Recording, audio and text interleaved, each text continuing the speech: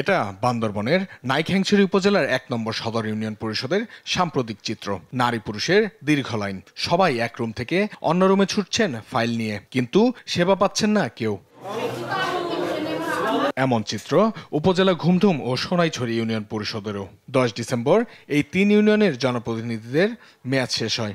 স্থানীয় সরকার সংশ্লিষ্ট আইন অনুযায়ী প্রশাসন, প্রশাসক ও সদস্য নিয়োগের জন্য প্রস্তাবনা পাঠিয়েছে।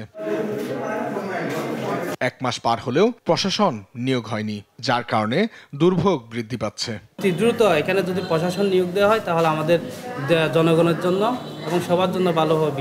এখন যদি ইউনিয়ন পরিষদের বেহাল দশা হয়, চেয়ারম্যান সার্টিফিকেট বলেন, জন্ম নিবন্ধন বলেন, আপনি প্রত্যয়ন বলেন ইত্যাদি, সেবাটা কে দিবে?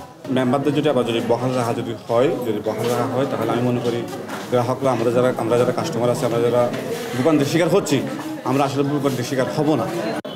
আগে মেম্বার চেয়ারম্যান আসছিল, তো এখন ইতারা বাতুলই বলে হর প্রশাসন বইব হইয়া, তো আর আজি প্রশাসন নবইয়ের আর হাত ধরি না পারিস।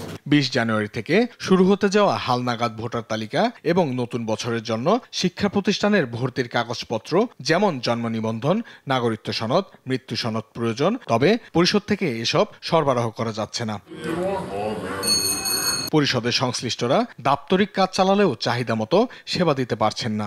বিষয়টি জেলা প্রশাসন সহ কর্তৃপক্ষকে জানানো হয়েছে বলে জানান নাইক্ষ্যংছড়ি সদর ইউনিয়নের প্রশাসনিক কর্মকর্তা মোহাম্মদ হোসাইন। সরকার পক্ষ থেকে এখনো পর্যন্ত প্রশাসক অথবা মেম্বারের দায়িত্ব কারা পালন করবে এরকম কোনো দেওয়া হয়নি। তো জনগণ অনেক ভোগান্তিতে আছে, প্রতিদিন এখানে শয়ে শয়ে লোক আসে। সীমান্তবর্তী উপজেলার ৩ ইউনিয়ন পরিষদের এই সমস্যা সমাধানে দ্রুত পদক্ষেপ নেওয়ার প্রয়োজন মনে করছেন স্থানীয়রা। নিউজ ডেস্ক, দেশ টিভি।